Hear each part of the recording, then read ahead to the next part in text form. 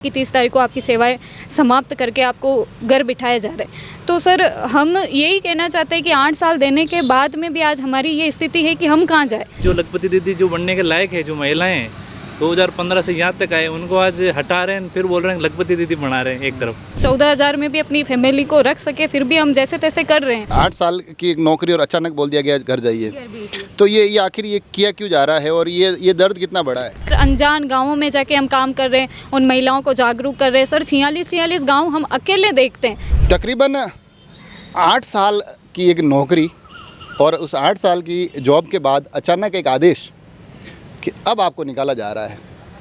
इस पीड़ा को, इस दर्द को समझा जा सकता है और उस पीड़ा को साक्षात भुगतने वाले कुछ चेहरे मेरे साथ हैं, उनसे बात करते हैं। क्या नाम है आपका? नमस्ते सर, मेरा नाम हेमलता कंवर भाटी है और मैं राजीविका के आरपीआरपी के पोस्ट पर कार्यरत हूँ।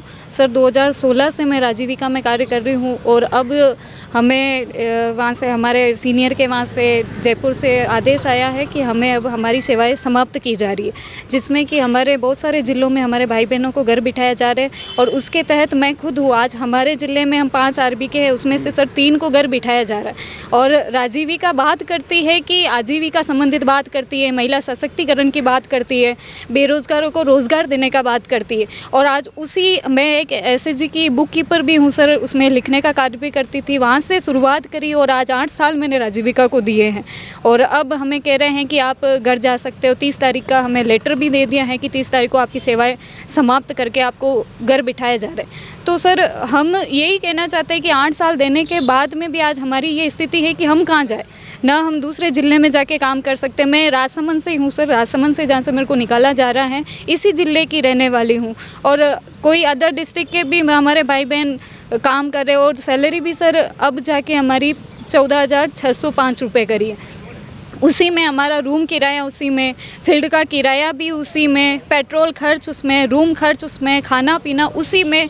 तो कुल मिला के सर कुछ बचता भी नहीं है, फिर भी हम काम कर रहे हैं एक उम्मीद में कि कुछ न कुछ रोज़गार के संबंधित काम कर रहे हैं। आपको लग रहा था कि कहीं ना कहीं धरातल पर काम भी कर रहे हैं, हो सकता है आगे आने वाले समय में स्थायीकरण है, ऐसी कुछ चीज़ हो जाए, और इस बीच में आपको जानकारी ये मिली कि जो चल रहा है वो भी बंद है। जी सर, इसी उम्मीद में हम कम पैसे में भी सर काम कर रहे थे और हमें आज जब राजीविका की नींव रखते हैं तब से हम आरपीआरपी की हमारी पोस्ट होती है।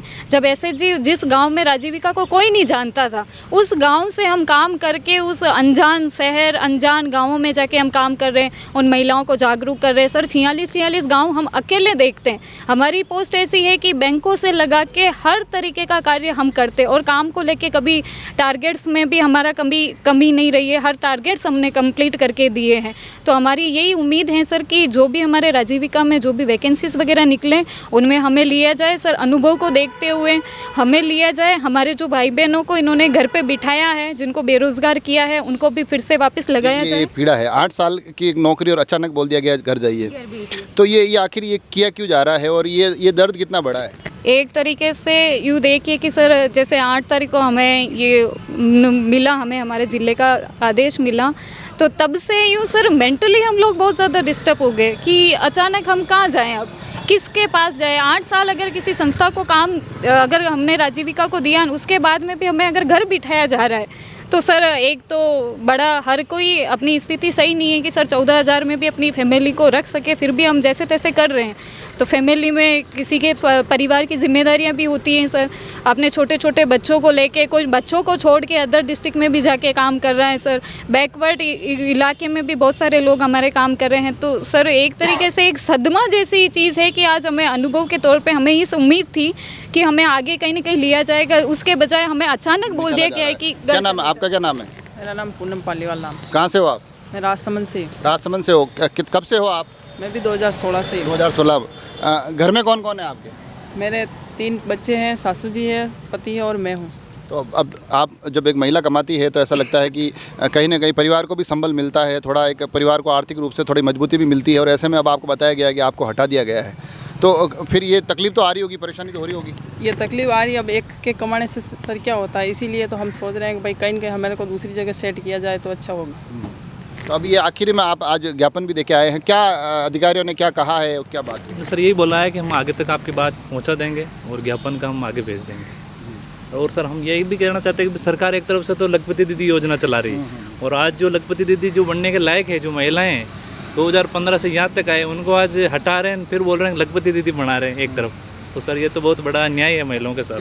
तो देखा आपने, एक पीड़ा बड़ी स्पष्ट तौर पर आप तक पहुंचाने की कोशिश कर रहा हूं, जिसमें कि राजीविका से जुड़ी हुई जो महिलाएं हैं उनका कहना है कि अब हमें धीरे धीरे हटाया जा रहा है। तकरीबन 8 साल हम इस जॉब से जुड़े रहे हैं और राजीविका के माध्यम से अलग अलग सेक्टर्स में, अलग अलग क्षेत्रों में जाके हमने अच्छा काम किया है, परिवारों की जिम्मेदारी भी हम निभा रही थी, मगर अब कहीं ना कहीं वो चीज़ें, जैसा कि हेमलता जी ने बताया, एक हादसे की तरह महसूस हो रही है।